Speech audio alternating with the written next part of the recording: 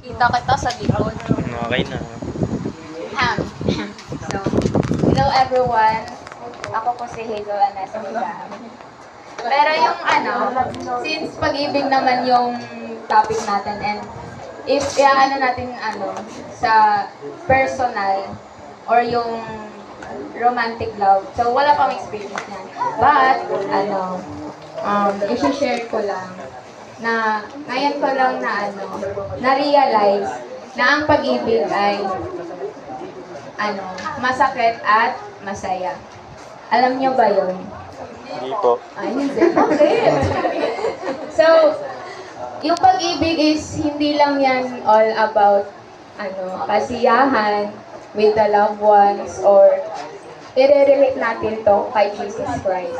Alam natin na mahal niya tayo. And dahil sa mahal niya tayo, siya yung nasaktan para sa atin.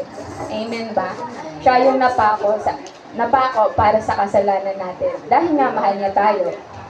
And if i-relate din naman natin to sa romantic love. Ewan ko lang, actually. Alam ko na about sa ganyan, minsan talaga nag-aaway kayo. Minsan siguro, nag-aaway kayo. And kapag nyo yan, parang na-overcome nyo yan. Siguro sa pamamagitan din kay God. If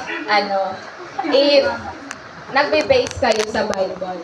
Pero if makamundo kayo, parang ang hirap talaga. Diba? Alam ko naman na marami sa inyong nakaranas doon. And wala talaga akong karanasan sa ganyan, pero go lang. So, yun lang po yung answer. Basta malaw ba? Oy! Wag! Wag po! Hindi! Ingay!